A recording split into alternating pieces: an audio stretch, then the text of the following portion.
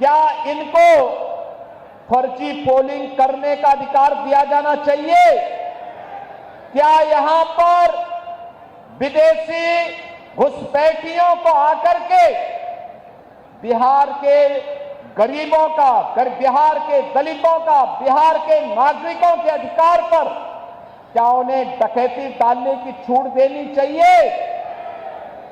बहनों और भाइयों, आरजेडी और कांग्रेस फर्जी पोलिंग करवाने की इस अपनी कुत्सित चेष्टा को और जो एक पारदर्शी और स्वच्छ चुनाव प्रक्रिया के तहत हर मतदाता को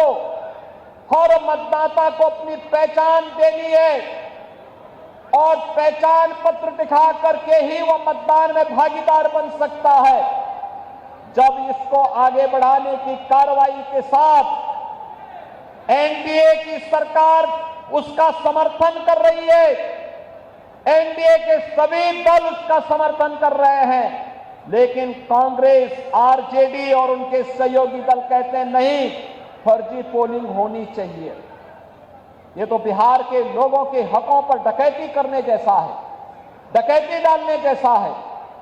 ये लोकतंत्र के लिए एक चुनौती है और यही कहने के लिए आज मैं आपसे कहने के लिए आया हूं कि बहनों और भाइयों, बिहार के नागरिकों को, बिहार के नौजवानों को, बिहार के दलितों को, बिहार के वंचितों को, बिहार के नागरिकों को उनके अधिकार से मजबूती के साथ, उस अधिकार में किसी को भी डकैती डालने का अवसर नहीं मिलना चाहिए।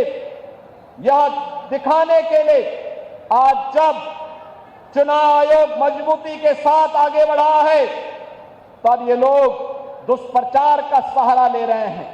आप मुझे बताइए, आप दुनिया के अंदर कहीं जाएंगे, आपको अपनी पहचान दिखानी पड़ती है ना। आप कहीं जाते हैं तो आपको उस देश में या वहां पर जाते हैं तो वहां पर आप जाते हैं तो जाकर के आप अपनी पहचान दिखाते हैं, अपनी चेहरा दिखाते हैं। लेकिन ये लोग चाहते हैं कि बिना चेहरा देखे, बिना पहचान पत्र देखे जिसकी मर्जी आए वो वोट डाल दे। और इसीलिए तो ये चाहते हैं कि ईवीएम मशीन न रहे। ये चाहते हैं जैसे पहले मतदाता पत्रों की चोरी करके, जबरदस्ती छिनैती करके, डकैती डाल करके ये लोग जबरदस्ती मतदान करके एक गरीब के हक पर डकैती डालते थे। आज भी आरजेडी कांग्रेस उसी अपने कालखंड की ओर ले जाने का कुत्सित प्रयास कर रही है। आपने देखा होगा उत्तर प्रदेश में माफिया तो जहन्नुम की यात्रा में जा चुके हैं।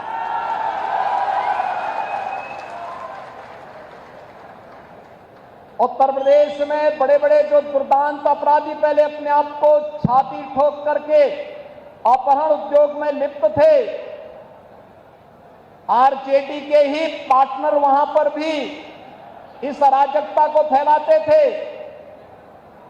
आज उनकी क्या दुर्गति हो रही है। और हम लोगों ने तो इनकी प्रॉपर्टी को भी जब्त करके गरीबों के लिए आवास बनाने प्रारंभ कर दिए। सबके आवास, हर गरीब को आवास। कहते हुए जाता था कि रामलला हम आएंगे, मंदिर वहीं बनाएंगे। तब एक कांग्रेस और आरजेडी के लोग कहते थे क्या ये संभव कर पाएंगे क्या? प्रश्न करते थे। बिहार के चुनाव में हम लोग आते थे, हमसे पूछा जाता था क्या राम मंदिर बन पाएगा? हम कहते थे जरूर बनेगा। तब भी हम कहते थे जरूर बनेगा। और बहनों और भाइयों, आज अयोध्या में तो भगवान राम का भव्य मंदिर का निर्माण कार्य पूरा हो चुका है, रामलला विराजमान हो चुके हैं। लेकिन अब बिहार में भी मां जानकी का मंदिर बन रहा है। लगभग 900 करोड़ रुपए की लागत से बिहार में भी वह कार्य प्रारंभ हो गया है। यही है विरासत, यही है विरासत, यही है हमारी विरासत। हम राम भगवान राम और मां जानकी की इस परंपरा पर भी गौरव की अनुभूति करते हैं।